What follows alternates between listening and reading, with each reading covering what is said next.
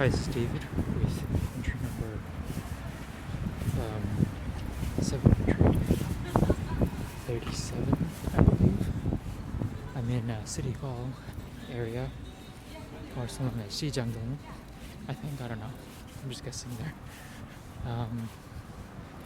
This is a area that I frequent actually quite a bit these days. Nowadays, I should say. I don't really like the saying these days. I think it sounds bad off the tongue. Anyway, this is like a nice kind of quiet right now because of the holiday. It's actually quieter today than it was yesterday. I think, if I was to guess, it's because a lot of people are moving back home to the swing. It's kind of like a slack tide or like a swing tide or something, and it's actually very quiet. This area generally at about this time is thumping with people because it's like City Hall. It's like a big area, and right now it's like a couple people, but mostly I think just kind of people coming to and fro from their houses. A lot of restaurants are back open. I was just in kind of like the shopping area and the old area, and they were crowded as ever. But and with a lot of Koreans too, not with. Typically it's a lot of Chinese, a lot of foreign people, but today there's like a lot of Koreans. A lot of food, a lot of food stuff on Sunday for some reason. You can try like all the kind of street food that Korea has to offer, and it's actually kind of sad. Kind of like the last vestige of a lot of that food is available in that area because it's been either like controlled by the government or some other weird things. The most obvious, the most typical street food you find in Korea is fish cakes that are like cut really thin, fried, and then kind of like put on a skewer. They're like accordion folded and then put on a skewer, and then they're boiled in like a vegetable stock for hours. And I think that's the most typical one. Something called odeng or amuk in Korean. Odeng is Japanese, or it's a Japanese borrowed word. Actually, the word is oden in Japanese, but yeah, because of various reasons, they kind of changed it and bastardized it. And then the other thing that you can find pretty much everywhere on the street is something called tteokbokki, which is like rice sticks, rice cake sticks in a chili sauce, and it's pretty good, but basically both those things are now never homemade. They're all just bought and then resold on the street. And then these old people will buy these carts, and then you just kind of reheat everything in the cart and then sell it for like $2 a pop. And for somehow they make money. They make a living doing that. So big news on the Singapore front. I bought my plane ticket, and I should be enjoying that.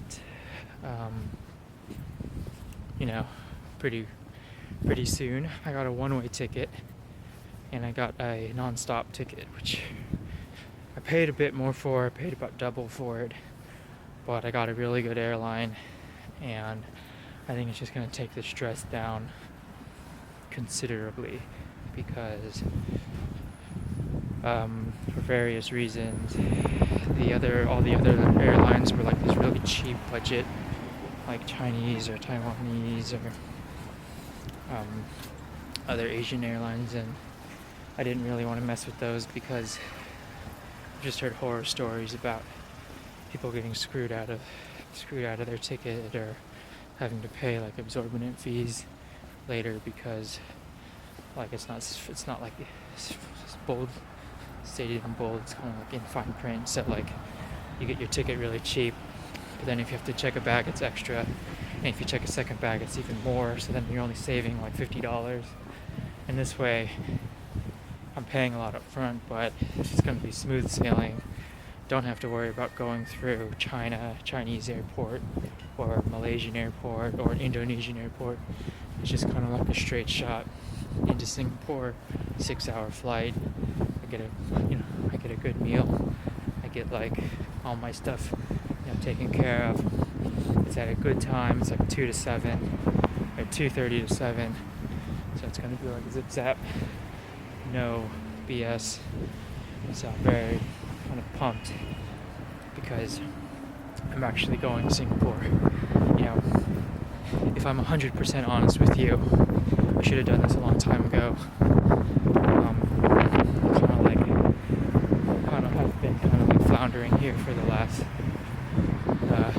5-6 months, and this is actually something that I want to do with my life, and I don't want to compromise or anything.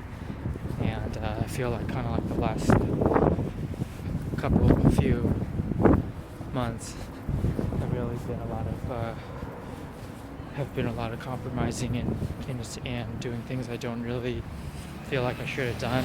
But like as they always say, like these kind of things are kind of moments or situations where you can actually like learn a lot. And so instead of kind of thinking so critically or harshly or negatively, I'll kind of take them as life lessons and not so much disappointments. But yeah, I'm pretty excited about what's to come. I don't know if I'm going to hear from like Singaporean job. Like at this point, it's probably not going to happen. That particular position at that particular time.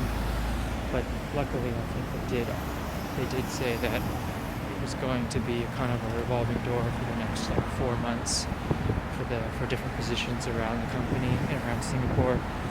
So if that's the case, I really hope that they'll give me a second chance or another chance to interview in person. I can really kind of show them my mettle, and hopefully did something with that company, because I really think that company is pretty awesome, and I do actually really want to work for them. So it would be really sweet if I could do that, but you never know. There's lots of other companies, lots of other options, but that's just one. Anyway, I'm now in what's it called? Chung Road. Yeah, there it is. Chung Road.